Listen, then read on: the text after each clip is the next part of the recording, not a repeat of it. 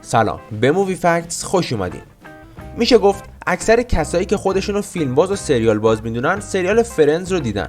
به نظر من این سریال جز معدود سریالایی که کل طنزش به یک کاراکتر وابسته نیست و غیر از اون صمیمیت و رفاقت بین کاراکترهاش به شدت قویه. امروز من میخوام 10 تا صحنه که توی فیلمنامه این سریال نبود و به طور بداهه اتفاق افتاده و از نسخه اصلی سریال حذف نشده رو براتون بگم. اگه سریال رو دیده باشین که یه تجدید خاطره خیلی خوب رو کنار من تجربه میکنین و اگرم نه شاید از تم سریال خوشتون اومد و رفتین اونو دیدین. پس به هیچ وجه این ویدیو رو از دست ندین. فقط قبل از اینکه بریم سراغ ویدیو، اگه هنوز کانال رو سابسکرایب نکردین همین الان دکمه سابسکرایب و زنگوله کنارش رو بزنین تا به موقع از ویدیوهای جدید با خبر بشین. خیلی خوب، برو که رفتیم. The pages are stuck together. Chandler. شماره 10، شوخی خرکی. وقتی از ریچل خواسته میشه که از پسر راست یعنی بن مراقبت بکنه، دلش میخواد که جلوی بچه بامزه به نظر بیاد و بتونه توجه اونو جلب بکنه. پس برای خودشیرینی کارهای بامزه اما یه ذره نامناسب رو به بن یاد میده. Switch the sugar for the salt so they put salt on their cereal. That's a good one. Yeah, you're funny. I'm funny? Oh, thank God. راست اولش از این کار خوشش نیامد چون بن کل اون شوخی‌ها رو روی اون بدبخت اجرا می‌کرد. بعد از اینکه به ریچل اجازه داده شد تا دوباره از بن مراقبت بکنه، ریچل به راست میگه که یک کاغذ پشتش چسبیده شده که باعث میشه راست توی راهرو روی راپله‌ها دنبال بن کنه که بعدش ظاهراً انگار میفته پایین. You are in big trouble, young man. No, wait. I know, Ben, come here. I am not kidding. No, you guys can't be serious. You gotta stop doing it. در واقع این یه شوخیه که میخوان ریچل رو باهاش دست بندازن، اما این ریاکشن ریچل کاملا طبیعی بود. مثل اینکه تهیه کننده‌ها یادشون رفته بود درباره این صحنه بهش بگن که در نهایت این تیکه بی‌نظیر ساخته شد. شماره 9، تماس با باب. این سکانس چندلر رو نشون میده که یه تماس از طرف یه خانم خوش صدا به اسم جید رو که انگار شماره رو اشتباه گرفته بود جواب میده. You know what I did? What? I got a little drunk and naked. Bob here. چندلر با جا زدن خودش به جای باب یه قرار با اون خانوم میذاره و بعد وقتی که باب پیداش نمیشه میره و وارد صحنه میشه. اگرچه وقتی که جید به باب زنگ میزنه تا بگه زیاد بهش خوش نگذشته وقتی که اون نیومد، چندلر فهمید نقشش خیلی هم خوب پیش نرفته. آخر این قسمت یه پیغام از جید روی پیغامگیر نشون میده که اتفاقی جویی اون رو میشنوه. But if we could just have one night together, just for old time's sake. One hot, steamy, wild night. وقتی جید داره کارایی که میخواد با باب بکنه رو توضیح میده، باعث میشه جویی خودش رو واسه رسوندن به تلفن به کشتن بده. البته اینکه جویی بره تلفن رو برداره توی فیلمنامه بود، اما این جهش غیر منتظرش کاملا بداهه بود و انقدر بامزه بود که گذاشتن توی سریال بمونه. شماره 8، بدترین خماری. مسافرت 6 تا کاراکتر ما به وگاس یکی از موندگارترین قسمت‌ها رو ساخت و عاقبت این سفر جالبترین اتفاق این قسمت بود. راس و ریچل در حالی که مست بودن ازدواج میکنن و خب این یکم براشون غیر عادیه از اونجایی که رابطهشون رو به اتمام بود. Rach, we weren't gonna miss our friends getting married. Who got married? You did? این اصرار راس برای به پا نگه داشتن این ازدواج باعث شد که کم کم ریچل عصبی بشه. عصبانیت جنیفر انستون توی این صحنه به حد اعلا میرسه که با این جمله بداهه همه رو غافلگیر میکنه. That happens in a marriage. No, Ross, come on. This is not a marriage. This is the world's worst hangover. شماره 7، ضربه کشو. توی این سریال چندلر روابط عاشقانه عجیب و غریب خیلی زیادی رو تا قبل از اینکه نیمه گم شده‌شو پیدا بکنه تجربه کرد. یکی از این روابط عجیب رابطه اون با رئیس ریچل، جوانا بود. Waiting for me? I think that's kind of exciting, don't you? Okay, but if you don't come back soon, there's pretty much nothing I can do about it. بعد از تمام شدن عشق‌بازی چندلر و جوانا توی اتاقش، جوانا در حالی که چندلر شلوار پاش نبود دستشو میبنده و میره و در رو هم پشت سرش قفل میکنه. وقتی ریچل وارد اتاق رئیسش میشه و چندلر رو میبینه، اول دست اونو باز میکنه، اما از اونجایی که ریچل تنها کسی بود که کلید اون اتاقو داشت، قبل از اینکه چندلر فرار کنه دوباره اونو میبنده تا توی دردسر نیفته. بعد این اتفاق وقتی چندلر از ریچل درخواست میکنه دستشو باز بکنه، با کشو میزنه توی سر خودش. I'm gonna say this for the last time. Would you please just... ظاهرا این قسمت توی فیلمنامه نبود و جنیفر انستون دستاشو جلوی دهنش گرفت تا بتونه جلوی خودشو بگیره و نخنده. طبیعتا این یکی از صحنه‌های خوب این قسمت بود که واقعا حیف میشد اگه حذف میشد. شماره 6. اشک‌های واقعی.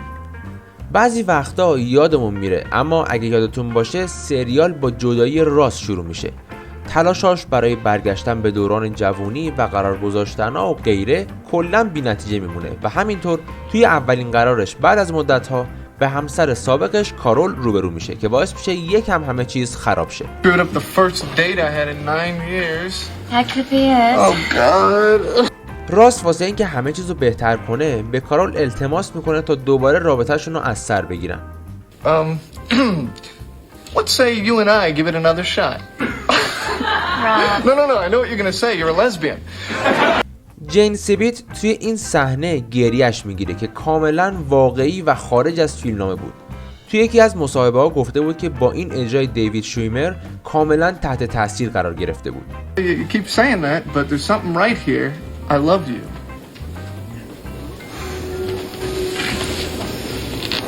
شماره 5. ویلیام و کریستال. یکی از جالب ترین سکانس های شروع که واقعا به یاد ماندنی بود این دوتا مرد بودن که بیلی کریستال و رابین ویلیامز نقش اونا رو بازی میکردن. اونا به کافی شاپی که پاتوق بازیگرا بود میرن و یه مکالمه با صدای بلند رو شروع میکنن. توماس که ویلیامز نقشش بازی میکنه در حال گریه کردنه و داره سفره دلش رو پیش تیم که کریستال نقش اون رو بازی میکنه باز میکنه که عقیده داره زنش داره بهش خیانت میکنه. My wife is sleeping with her gynecologist. How do you know? Well, you know, he's got access. تیم در نهایت میگه که اون بوده که با زن دوستش خوابیده و این باعث میشه توماس با عصبانیت خشمش رو رها بکنه. You are no longer my friend. We are finished. Nada, no more. You are a bastard for doing that. Get away from me. کل این صحنه توسط همه کسایی که تو اون سکانس بودن کاملا بداهه بود که این شامل کریستال و ویلیامز هم میشه. اگه ما تعداد دیالوگ های بداهه فیلم رو میشمردیم قطعا این سکانس بالاترین رتبه بندی ما رو میگرفت و این یکی از بهترین سکانس ها بود. طبیعی هم هست رابین ویلیامز خدا بیامرز یکی از سلاطین بداهه بود. حیف که ویدیوم به 8 دقیقه میرسه وگرنه 1 دقیقه به احترام رابین ویلیامز سکوت میکردیم. شماره 4. بلو بلیزر بلک. وقتی جویی به خاطر سختیایی که توی شغل بازیگریش داره ناراحته، راست بهش کمک میکنه تا به عنوان یک راهنمای تور توی موزه کار پیدا کنه. وقتی همه دارن جویی رو توی یه یونیفرم جدید میبینن، چندلر نمیتونه جلوی مسخره بازیشو بگیره. I don't know, but Donald Trump wants his blue blazer black. اما این حرف بی‌معنیش درباره ترامپ فقط یه توپق بود که متیو پریز زد. Blue blazer back. He wants it back. But you said black. Why would he want his blue blazer black? بقیه بازیگرا شروع کردن به مسخره کردن چندلری که همیشه اونا رو مسخره میکرد که این دیالوگا اصلا توی فیلمنامه نبود، اما اونقدر دیالوگا با کاراکترها هماهنگ بود که عوامل فیلم تصمیم گرفتن این صحنه رو توی سریال بذارن چون این اشتباه کلی باحالتر از خط اصلی داستان بود. No, you messed it up. You're stupid. شماره 3. ورقه ها که به هم چسبیده. یکی از مشهورترین قسمت های عید شکرگزاری باعث یکی از بهترین بداهه پردازی ها و البته چندشترین جوک های سریال هم شد. یه صحنه ریچل نشون میده که داره دسر شلم شوربا درست میکنه که مخلوطی از گوشت و موز و کلی چیزای بی ربط دیگه است. Lady fingers, then beef sauteed with peas and onions, then a little bit more custard, and then bananas, and then I just put some whipped cream on top. جوی و راست میفهمن که ریچل تصادفاً نصف از دسر ترافل و نصف از پای شفر رو درست کرده که به خاطر این بوده که صفا با هم چسبیدن. بعد از اینکه اونا میفهمن یهویی جویی اسم چندلر رو صدا میزنه به طوری که اون رو واسه این اتفاق مقصر میدونه. Oh my God. The pages are stuck together. Chandler! این حرکت مت لابلانک بداهه بود و احتمالاً فهمیدین منظورش چی بوده. شماره 2. گوشپاکن کیوتیپ. اوایل فصل 2 چندلر رو میبینیم که یه سری تجربه‌های ناخوشایند و با یه خیاط داره. وقتی که از دوستش میپرسه که کسی رو میشناسه یا نه، You go see Frankie. My family's been going to him forever. He did my first suit when I was 15. جویی که با خودش میجنگه به فهم اولین بار چه سنی داشته که پیش اون خیاط رفته، بهش خیاط رو پیشنهاد میکنه. Suit when I was 15. No, wait. 16. No. Excuse me. 15.